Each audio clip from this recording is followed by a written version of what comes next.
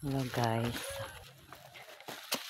Ang lalaki na ng mga suha guys. Ayan oh. Hitik sa bunga yarn. Ayan oh. Ang lalaki na ng mga suha guys oh. Ang dami na. Ito magandang bumunga itong mangga. Kasi mababa lang siya. Tsaka diretso yung puno niya. Ito guyabano to guys oh. Guyabano yarn. Ay may bunga na pero maliliit siya guys. Hindi makita. Yung guyabano.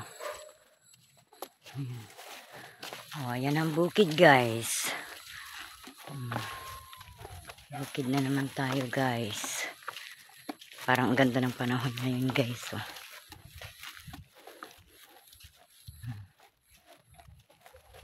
Mamayang hapon yan guys. Uulan. Hapon na pala.